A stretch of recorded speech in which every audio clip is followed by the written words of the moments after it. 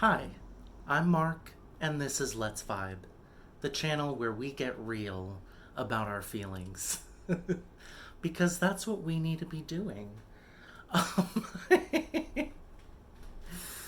um, Today I wanted to talk about uh, a rather unusual kind of stone. This is not your typical stone.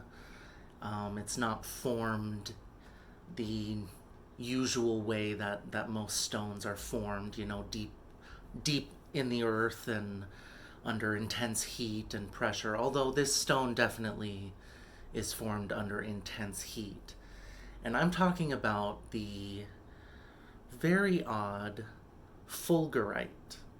So I probably don't need to do guru hands, but so this is Fulgurite. As you can see, it's a tube shaped stone. It does go like this tube does. What am I trying to say? There is an opening through the entire length of the tube, but it's very hard to see because the opening gets real tiny on the inside. But it does allow air. A lot of fulgurites are open tubes, and so it allows air through, or you can look through it like a telescope. Um, and that sounded ridiculous, but I say that because fulgurite is definitely a stone of intense focus and manifestation. It's very much like the energetic equivalent of, you know, zooming in on something through a telescope or um, binoculars, something like that. But so, what is fulgurite? Fulgurite is formed when lightning strikes sand. So these come from desert regions and beaches, and they're formed when lightning hits the sand. It, of course, it instantly heats the sand to an incredibly high temperatures, and it vaporizes a lot of the sand, but some of it, like the silica, is basically melted into a very rough form of glass. So this is technically a form of glass, um, created in an instant. Mm, excuse me. Created in an instant by a lightning strike. So, this particular piece came from Morocco. Um, so if we think about lightning and the way that this stone was formed, it's not surprising that the energy of this stone is electric. It's As I'm holding this, I'm really feeling this um, just very electric kind of energization. My aura, I'm feeling it like out here, kind of, and it just feels like it's charged. It feels very energized, and it brings to mind images of lightning and electricity because it really does have this kind of electric feel. So this is an intense stone, and it's also not, surprising to think that these qualities of being very electrifying and energizing and high vibration um, gives it a very purifying characteristic. So this stone is excellent for purifying your aura, removing low vibrations or anything harmful that might be around you. This stone purifies it really quickly, um, just like just like you can imagine um, a bolt of lightning would do. um, but, it's not just purifying. This energy can be harnessed and focused for the purpose of manifesting, which means focusing yourself, your thoughts, your feelings on something that you are desiring, something you're dreaming of. It could be a situation, it could be a thing, a material thing, or it could be a relationship, or, whatever it is that you're wanting to bring into your life. Fulgurite is a pretty powerful tool for that. And I will say, I'm not an expert in using Fulgurite. I actually don't use this stone that often. Um, it's, like most stones and crystals, it just takes time to get familiar with. It takes time to learn, how to really tap into the energies that it has.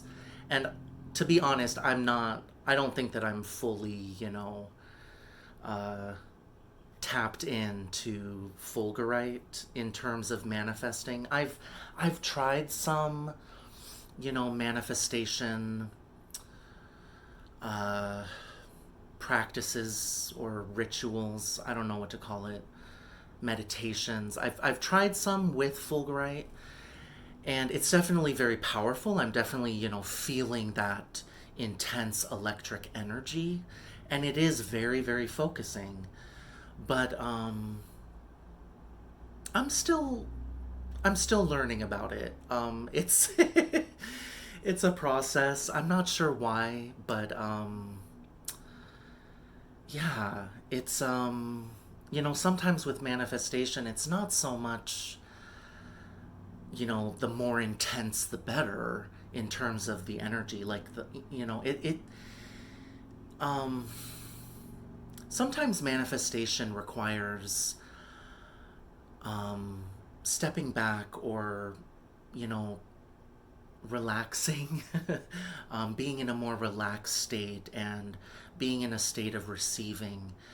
I would say Fulgurite is more on the other end of that spectrum, the more masculine end of, you know, a very active, forward moving kind of energy, which is also a part of the manifestation process. But basically, I'm just trying to say I'm not a master of this stone. But I can tell you from my experiences that yes, Fulgurite is very electrifying. It's very purifying. I actually can't spend a whole lot of time holding this stone because it starts to get a little bit too much for me. Um, so I only meditate with it for short periods. Um, but I did read that, one ritual that you can do for manifesting something with Fulgurite is to, envision and focus upon whatever it is you're wanting to manifest, and then blow through your piece of Fulgurite. And I think what I read is it's supposed to, like instantly connect your vision and your desire with source or the universe. And it's supposed to be a powerful way of manifesting. And I remember I did this a couple times. I did that kind of ritual. And I don't know. It's something that is going to require more time, more experimenting with. What I remember is that it kind of made my lips tingle a little. Just because this is It's just a very, it's a very, very high energy. So I was feeling that energy on my lips, which, maybe that's something really good. That's something that can be experimented with. I want to say, with these stones and crystals, your imagination is key to really everything. Your ability to imagine and be creative when it comes to these crystals, that's what really unlocks um, these vibrations. That's what it, and what I mean by that is the ability to imagine and be creative with these is going to help you connect with the stone, because that's what these stones are all about. And this whole practice of energy healing using crystals, using subtle energy, it's about your mind. It's about your ability to think and envision and let your creativity run. So, yeah, you might find yourself doing some things that might look kind of silly on the outside, like blowing through your fulgurite. Like, who does that? Well, I do. um, but it's just, I think you gotta approach it with a playful attitude. Definitely need to approach it with a creative spirit and a creative mindset. That is how these things work. There's no hard and fast rules about what you're supposed to do with each and every stone. No, it's about, what can you imagine with a stone? What does the stone resemble to you? This fulgurite resembles a flute of some kind or a pipe, and so you can blow through it and imagine you're making music that you know attracts your greatest desires, whatever it is. It's a really integral part of this whole practice, this whole metaphysical practice. The mind is so powerful. And so, yeah, I encourage everyone, with whatever stones you have, try to remember to approach it from a playful and creative um, point of view, because that can really help you get in touch with the vibes within yourself.